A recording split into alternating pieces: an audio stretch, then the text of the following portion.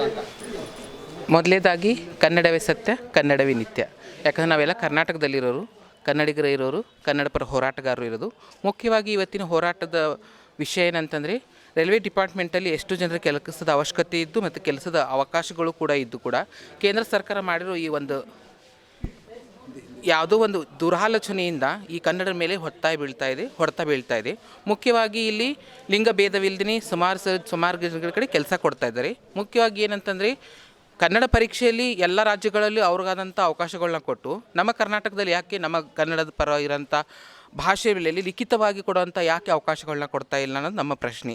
ಮುಖ್ಯವಾಗಿ ನಮ್ಮ ಪ್ರಶ್ನೆ ಬಂದು ನಮಗೆ ನ್ಯಾಯ ಸಿಗಬೇಕಾಗಿದೆ ಅಂತಂದರೆ, ಕೇಂದ್ರ ಸರ್ಕಾರ ಮತ್ತೆ ಅದನ್ನು ಮರು ವಿಚಾರ ಮಾಡಿಕೊಂಡು ಕನ್ನಡದಲ್ಲಿ ನಾವು ಪರೀಕ್ಷೆಗಳನ್ನ ಬರೀಬೇಕು, ಕನ್ನಡದಲ್ಲೇ ಕ್ವಶನ್ ಆನ್ಸರ್ ಬರಬೇಕು, ಉತ್ತರನೂ ಕೂಡ ನಾವು ಕನ್ನಡದಲ್ಲೇ ಬರೀಬೇಕು ಅನ್ನೋದು ನಮ್ಮ ಆಸೆ ಆಕಾಂಕ್ಷೆ ಆಗಿರುತ್ತೆ. ಇದರಿಂದ ಎಷ್ಟು ಉಪಯೋಗ ಆಗುತ್ತೆ ಕನ್ನಡಿಗರಿಗೆಲ್ಲ?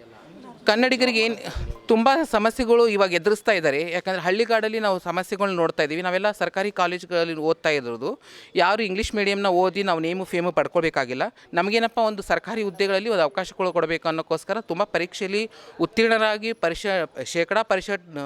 ಪರಿಶೀಲನೆಗಳು ಕೂಡ ತೊಗೊಂಡಿರ್ತಾರೆ. ಸೊ ಅವ್ರು ಯಾರು ಅದನ್ನು ಲೆಕ್ಕಿಸದೇನೆ ಇಂಗ್ಲೀಷೇ ಬರೀಬೇಕು, ಕನ್ನಡದಲ್ಲೇ ಬರೀಬೇಕು ಅಂದಾಗ ಎಲ್ಲೋ ಒಂದು ಕಡೆ ಮನಸ್ಸು ಗೊಂದಲಮಯವಾಗಿದೆ. ಸೊ ನಮ್ಗೆ ಆ ಥರ ಅವಕಾಶಗಳು ಆಲ್ಮೋಸ್ಟ್ 75% ಅದು ಕನ್ನಡಿಗರು ಮುಂದಾಳತ್ವ ತೊಗೊಂಡು ಬರೀತಾರೆ ಅನ್ನೋ ಒಂದು ಉದ್ದೇಶ ಇದೆ. ತನುಶ್ರೀ ಧಾರವಾಡ.